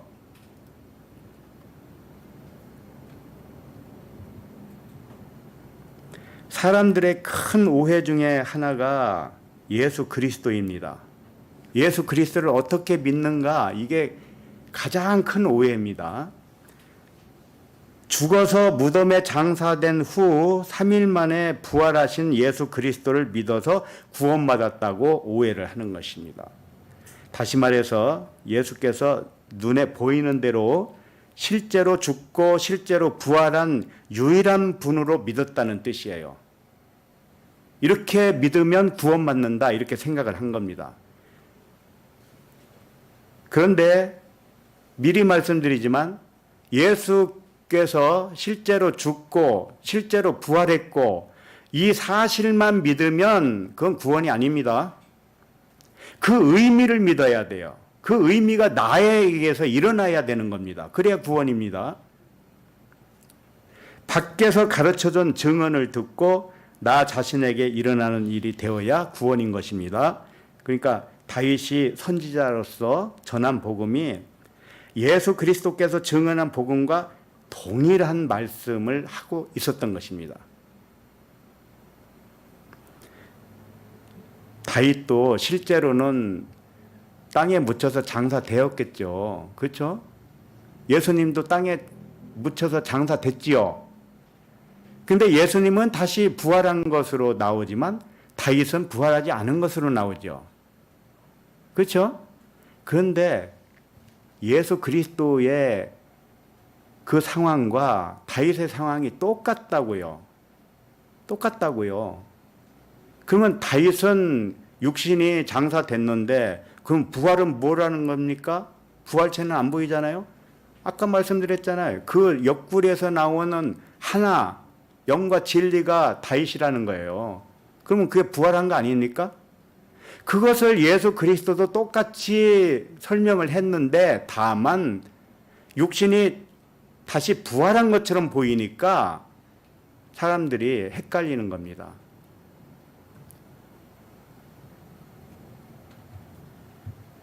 자, 부자와 나사로 이야기 나오죠. 아시죠? 그 부분을 잠깐 볼까요? 누가복음 16장 31절 봅니다. 너무 기니까 요 한 점만 보겠습니다.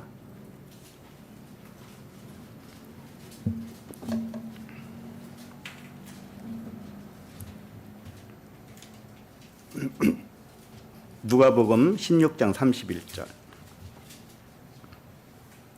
시작.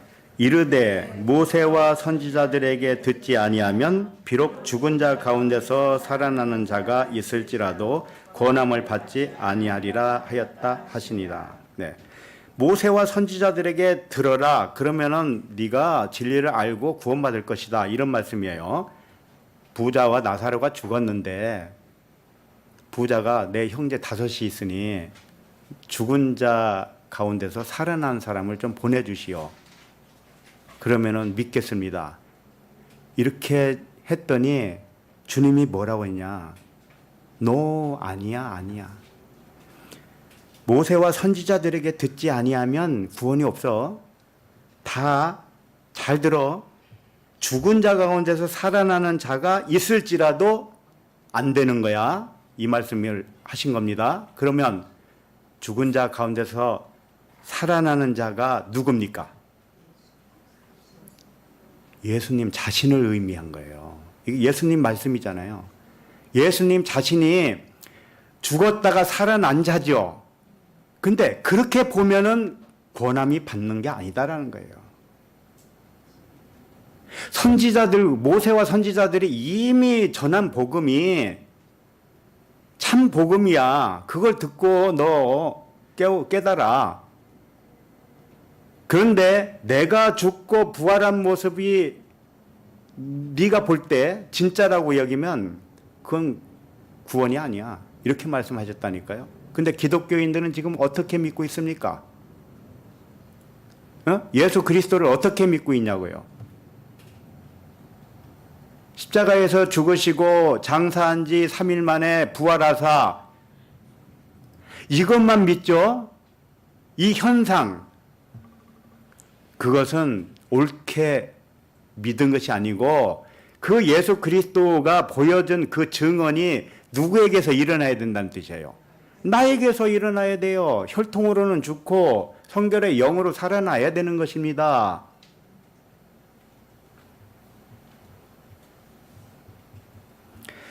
그러니까 죽은 자 가운데서 살아나는 자가 누구냐면 예수님 자신을 두고 한 말씀이고요. 예수님 자신이 죽은 자 가운데서 살아나서 너에게 보일지라도 그 사실을 어떻게 믿어야 하는가에 달려있다.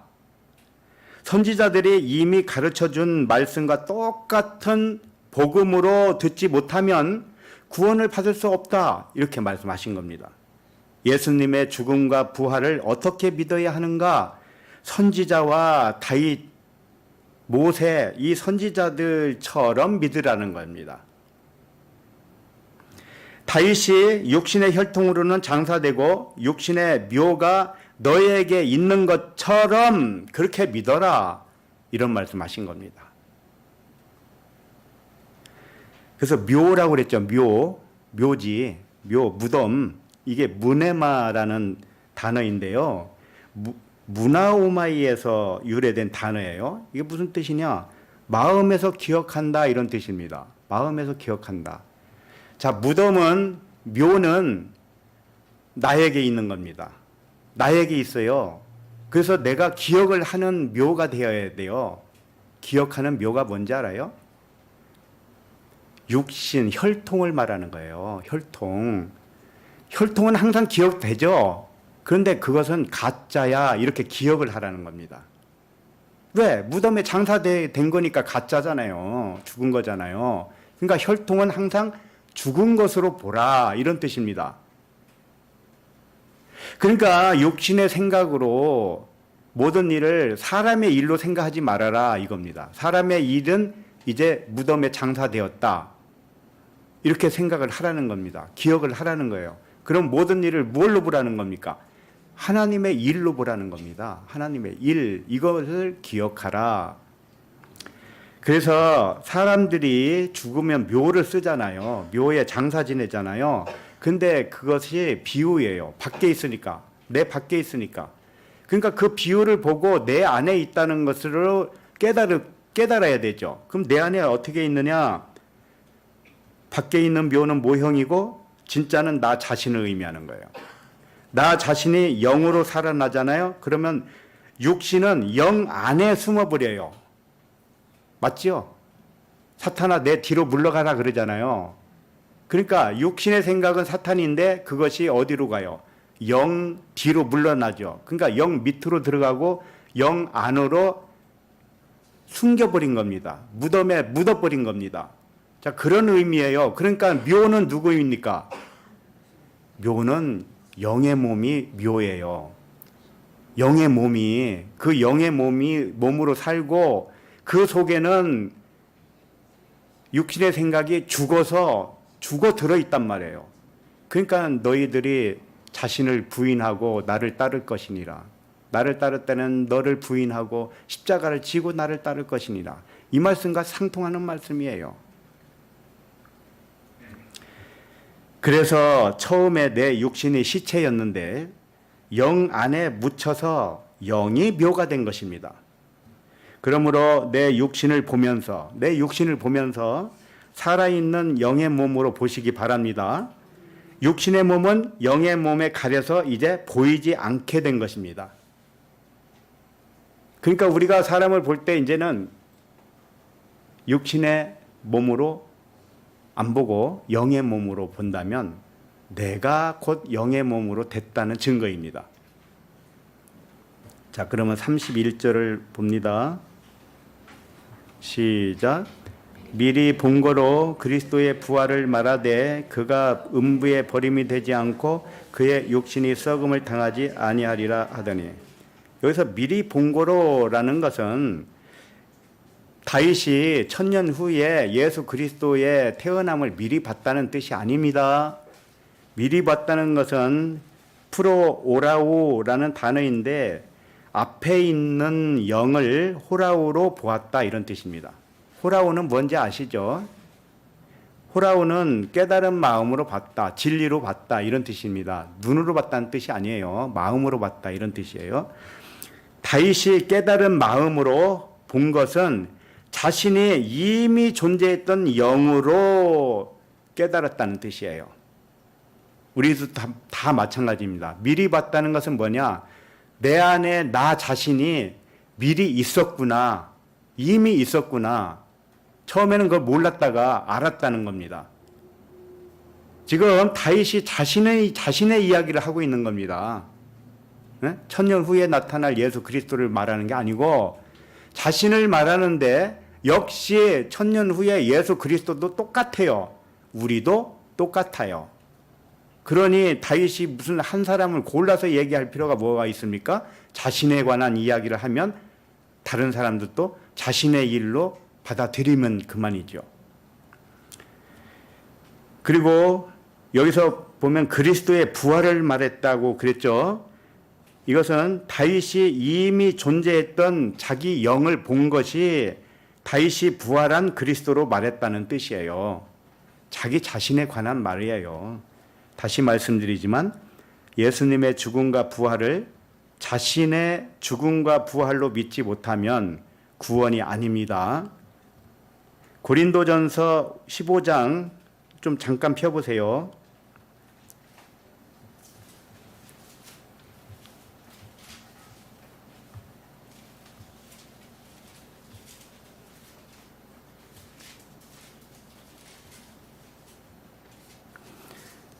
고린도전서 15장 1절 읽겠습니다. 형제들아 내가 너에게 전한 복음을 너에게 알게 하노니 이는 너희가 받은 것이요 또 그 가운데 선 것이라. 자, 지금 바울이 고린도 형제들에게 전한 복음이 무엇인지를 알려주겠다 이겁니다. 그러나 이 복음은 너희가 모세와 다윗에게 이미 받은 것과 같다는 말씀을 하고 있는 겁니다. 예수 그리스도를 통해서 설명할 것이지만 이미 너희들이 복음을 들었잖아. 그것과 같다 이겁니다. 다르지 않다. 이런 말씀이에요. 자, 2절 있습니다. 너희가 만일 내가 전한 그 말을 굳게 지키고 헛되이 믿지 아니하였으면 그로 말미암아 구원을 받으리라. 바울이 전한 복음을 진리로 깨달아 알았다면 구원을 받았으리라 이겁니다. 바울이 지금 설명하는 거 안 들었어도 네가 이미 들은 복음으로 깨달았다면 구원을 받은 것이다. 그러나 내가 다시 한번 설명하겠다. 이런 말씀이겠죠. 자, 3절 4절을 읽습니다. 시작. 내가 받은 것을 먼저 너에게 전하였노니 이는 성경대로 그리스도께서 우리 죄를 위하여 죽으시고 장사 지낸 바 되셨다가 성경대로 사흘 만에 다시 살아나사. 자, 이 성경대로라는 뜻이 무슨 뜻이냐면 모든 성경이 모든 아들이 그리스도로서 죽음과 부활을 말씀한 것이다 라는 뜻입니다. 성경대로라는 것은 성경이 말하는 것이 뭐냐? 모든 아들들은 죽고 3일 만에 부활하는 것이야. 이렇게 말한 것이라는 거예요. 그래서 그 말씀대로 우리에게 보여준 사건이 예수 그리스도의 죽음과 부활인 거예요. 그러면 예수 그리스도만 그랬다는 겁니까? 이미 우리들이 다 그랬다는 것이고 이미 모든 세대의 사람들이 그렇게 해왔다는 겁니다. 그걸 네가 믿었으면 구원을 받았을 것인데 내가 다시 한번 말하겠다. 이런 말씀이에요 지금. 모든 성경의 말씀이 무엇을 의미했는가? 구원받은 모든 아들은 육신으로 죽고 영으로 살아나는 말씀이었다 이겁니다. 역사적으로 오신 예수 그리스도는 성경이 말씀한 대로 우리에게 보여주시려고 온 것이다. 증언을 해주시고 사랑을 확증하기 위해서 온 것이다. 그러나 예수님의 죽음과 부활을 역사적인 사건으로 믿으면 구원받지 못한다. 이겁니다. 우리 각자의 영적 사건으로 믿어야 구원이다. 이런 말씀입니다. 아니, 예수님이 오셔가지고 참 힘들게 만들으셨어요. 그런데 어쩔 것이요. 그렇게 해야 알아들으니까 하나님이 한 번은 그렇게 하시는 거지. 5절, 6절, 7절 같이 읽습니다. 자, 시작. 게바에게 보이시고 후에 12 제자에게와 그 후에 500여 형제에게 일시에 보이셨나니 그 중에 지금까지 대다수는 살아있고 어떤 사람은 잠들었으며 그 후에 야고보에게 보이셨으며 그 후에 모든 사도에게와. 자, 여기까지만. 이 말씀이 뭡니까? 예수님이 죽으시고 3일 만에 부활해서 제자들에게 나타났다는 거죠. 보여줬다는 거잖아요. 게바에게 보이고 12 제자에게 보이고 500의 형제에게 보이고 그러다가 야고보에게 보이고 이렇게 말씀하신 거예요. 모든 사도들에게 보였다 이런 말씀하시는데 여기까지 말씀은 부활하신 예수님이 육신의 몸으로 보여준 것 같이 읽어지죠. 실제로 예수님이 부활해서 그 몸을 보여준 것처럼 보이잖아요. 이 말씀을 읽으니까. 그런데 그것이 아니고요. 이게 보았다라는 단어가 호라오예요. 호라오. 호라오는 깨달아 봤다는 뜻이라니까요. 깨달아 봤다. 눈으로 봤다는 게 아닙니다. 그러니까 무슨 말씀을 하고 있느냐. 예수님이 실제로 죽고 부활한 것을 진리로 깨달아 봤다는 거예요. 진리로 깨달아 봤다. 그걸 실제 사건으로만 본 게 아니고 실제 사건을 통해서 호락으로 봤다. 이런 뜻입니다. 예수님의 죽음과 부활을 눈에 보이는 대로 본 것이 아니고 진리의 자원으로 깨달아 보았다. 그렇다면 예수님이 실제로 십자가에 죽지도 않고 무덤에 장사 지내지도 않고 3일 만에 살아난 것이 아니라는 것입니까? 이런 질문을 해야 되죠. 왜 그 질문 안 하셔요? 속으로 끙끙 앓아요. 왜? 그건 모두 사실로 보세요. 예수님이 하신 일을 사실로 보시라고요. 그러나 그분이 그렇게 부활하셔가지고 지상에 어디 보이도록 살고 계십니까? 지금도. 그리고 그 몸을 하나님 우편에 가서 사람들 뭐가 좋을까요? 이것은 우리에게 증언한다고 그랬잖아요. 진리에 대하여 증언하기 위해서 내가 십자가로 간다. 그렇게 말씀하셨어요. 내가 세상에 온 것은 진리에 대하여 증언하려 함이라. 그러니까 사실로 보시라고요. 사실로 보는데 문제는 그 사실만 믿으면 소용이 없다는 거예요. 그 사실이 보여지는 의미가 있다. 이것이 구약 성경에서부터 한 말씀과 일치한다. 선지자들이 한 말씀과 똑같다. 다윗이 자기가 보여준 그 말씀, 선지자가 전한 복음, 이게 다 같은 말이다. 그걸 알아야지. 그래서 예수님이 보여준 사건은 실제 사건이기는 하지만 우리에게는 모형이 되는 겁니다. 비유가 되는 것입니다. 그럼 비유가 실체가 되려면 나의 죽음과 나의 장사됨 그리고 내 묘지가 나에게 있어야 되는 것입니다. 묘지를 보세요. 자기 묘지. 자기 묘지가 뭡니까? 내 몸입니다. 몸 속에 육신의 혈통이 장사돼서 이제 죽었습니다. 끝났습니다. 사라져버렸습니다.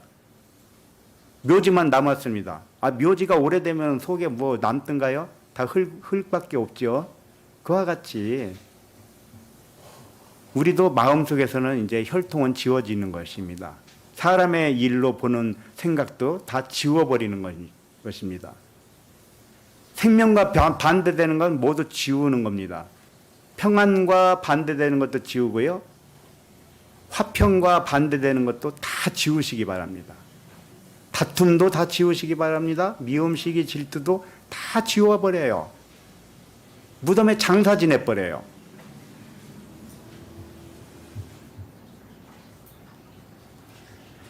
그 다음에 8절을 읽습니다. 시작. 맨 나중에 만삭되지 못하여 난 자 같은 내게도 보이셨느니라. 예. 자, 앞에서는 실제로 어떤 사도들, 바울 빼고 제자들, 예수님과 함께 다녔던 사람들이 예수님의 죽음과 부활을 다 봤다고 그랬어요. 그런데 맨 나중에도 자기도 봤다 그럽니다. 근데 바울이 예수님을 봤을까요? 그 부활하신 예수님을 봤어요? 몸을 봤어요? 바울은 그때 없었습니다. 거기 안 살았어요. 다소에 살았어요. 다소. 바울이 지금 그 사람들이 본 것과 자기가 본 것을 똑같이 일치시키고 있는 겁니다. 맨 나중에 만삭되지 못하여 난 자 같은 내게도 보이셨다. 이게 다메섹 도상에서 봤다는 얘기죠. 맞잖아요. 바울이 다메섹 도상에서 그리스도를 만날 때 어떻게 만났습니까? 뭘로 봤습니까? 빛으로 만났어요.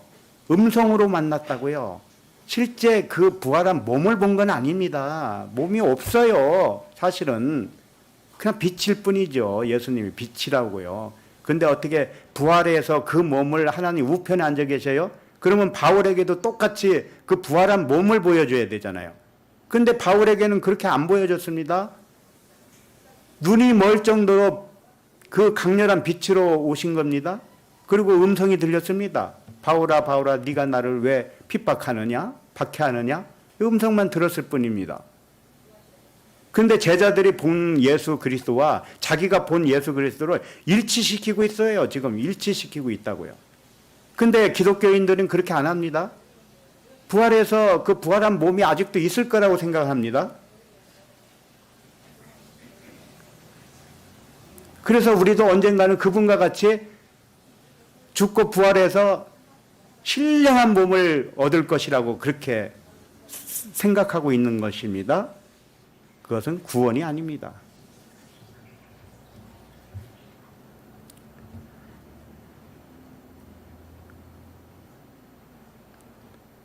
바울이 예수님의 몸을 그대로 본 것이 아닌 것처럼 제자들도 역시 예수님의 그 죽음과 부활을 그 문자대로 믿지 않았다는 거예요. 육체대로 판단하지 않고 자기 자신 안에 있는 자신의 그리스도를 발견했다는 겁니다. 바울이 발견한 그리스도도 자기 자신이고 제자들이 보았다고 하는 그리스도도 자기 자신이에요. 얼마나 내가 큰 소리로 얘기해야 알아듣겠습니까? 고린도후서 5장 16절만 보고 마치도록 합니다.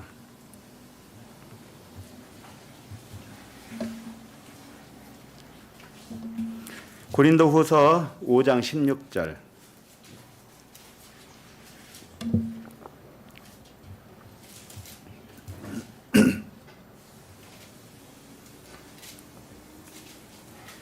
고린도후서 5장 16절 시작. 그러므로 우리가 이제부터는 어떤 사람도 육신을 따라 알지 아니하노라. 비록 우리가 그리스도도 육신을 따라 알았으나 이제부터는 그같이 알지 아니하노라. 이게 무슨 말씀이겠습니까? 자, 어떤 사람도 육신을 따라 알지 아니한다는 뜻은 모든 사람을 무엇로 보겠다는 겁니까? 그리스도로 본다는 뜻이에요. 영으로 본다 이런 뜻이에요. 그 다음에 그리스도도 육신을 따라 알지 아니한다는 뜻은 무엇입니까? 처음에는 그리스도를 육신을 따라 알았다고 그랬잖아요. 여기 분명히 써 있잖아요. 비록 우리가 그 중간에 비록 우리가 그리스도도 육신을 따라 알았으나 이제부터는 그같이 알지 아니한대요. 그럼 어떻게 한다는 거예요?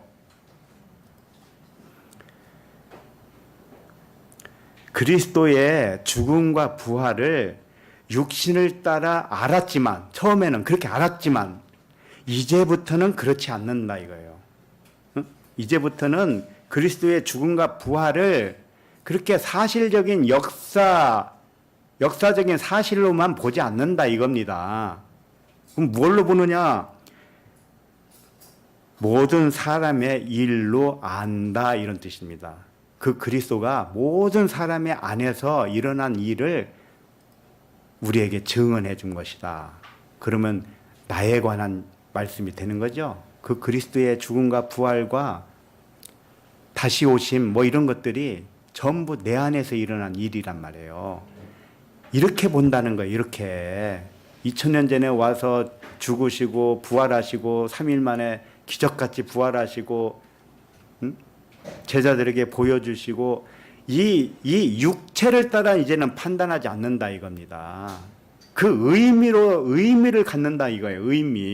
의미를 갖고 보니 그분이 나였구나 이렇게 되는 것입니다. 내가 육신의 혈통으로는 장사 지내고 그 다음에 묘에 장사 지내고 묻어버리고 나는 영의 몸으로 살겠다. 그걸 보여준 것이구나 이겁니다.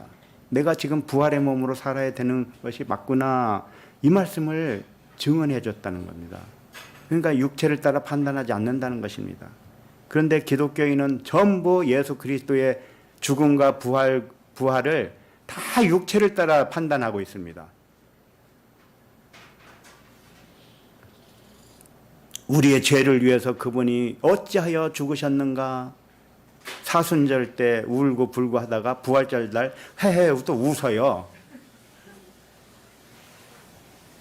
죽였다가 살렸다가 죽였다가 살렸다가 그게 자기 일인 줄은 모르고 오늘은 너무 시간이 오래 걸려서 여기까지만 하고 다음 주에 이어서 하도록 하겠습니다. 기도하겠습니다. 하나님 아버지, 다윗이 죽어서 장사된 것과 같이 또는 예수 그리스도의 죽음과 부활을 나와 하나로 연결하여 주시니 감사합니다. 다윗의 묘가 우리의 몸이니 썩을 육신은 내 뒤로 물러가게 하시고 썩지 아니할 영의 몸으로 세상에 천국 복음이 전파되게 하옵소서. 감사드리며 그리스도 이름으로 기도합니다. 아멘.